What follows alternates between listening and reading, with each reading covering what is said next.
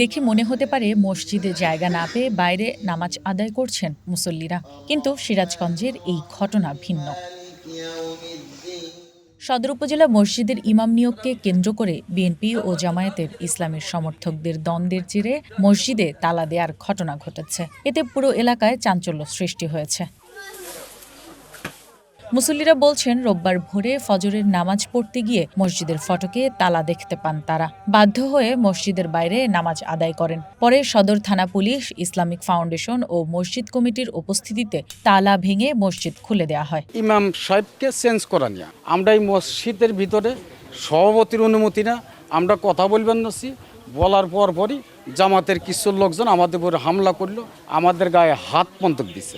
ধরেন যে হিনে লেগে গেছে হলো জামাত বিএনপি 2 গ্রুপ। আমরা এই রাস্তায় আমরা নামাজ পড়লাম, পরীক্ষা চলে গেছি, নামাজ শেষ হইতেছে, পরে বাসায় থেকে অন্য বাসায় থেকে সব নিয়ে এসে রাস্তায় নামাজ পড়া হয়েছে। আমরা মসজিদে নামাজ পড়তে পারি নাই। আজান শুনি নাই বাড়ির থেকে, দেখে আজান দিল না, তখন আমি চলে এলাম। আজান দেয় না, কি ব্যাপার?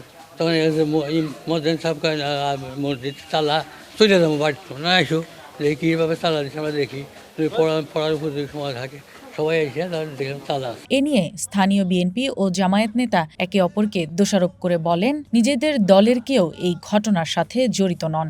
জামাত ইসলামের আমির এ বিষয়ে তো জানার কথা, এ বিষয়ে আমার ইনফরমেশন আছে। জামাত ইসলামের লোক কারা, এখানে কয়জন, কিভাবে জামাত ইসলাম, এ বিষয়টা তো আমার জানা আছে। এই জামাতকেও ব্যবহার করে কেউ কাজ করতে পারবে। নির্দিষ্ট করে বলা যায় না, তবে এক পক্ষ বিএনপি আর এক পক্ষ জামাতে ধরছে আর কি, জামাত হিসেবে স্টেটমেন্ট দিতেছে আর কি।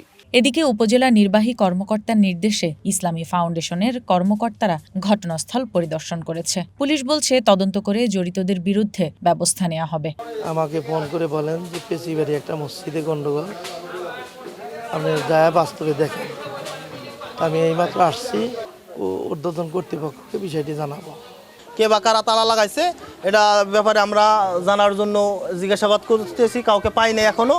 আমরা এটা তদন্ত করব এবং আইসে প্রাথমিকভাবে আমরা আপনারা ছিলেন, মিডিয়ার ভাইরা ছিলেন, আরও এখানে যারা স্থানীয় ছিল, ম্যানেজিং কমিটির সভাপতি, তারপরে আপনার অন্য যারা ছিল, সবার সম্মুখে আমরা এই তালাটা ভাঙ্গা আপাতত যারা আছে ধর্মপ্রাণ মুসলমান তারা যাতে নামাজ আদায় করতে পারে এই ব্যবস্থা করছি। পরবর্তীতে আমরা যদি এটা ঘটনা সম্পর্কে যদি জানতে পারি এবং সঠিক তথ্য উদ্ঘাটন করতে পারি, তাহলে আমরা আইনগত যে ব্যবস্থা নিব। রাজনৈতিক মতবিরোধ ও ইমাম নিয়োগে মসজিদে তালা দেওয়ার ঘটনা নেক্কারজনক। ধর্মীয় বিষয়ে সবার সহনশীল হওয়া উচিত। Desk report, one news.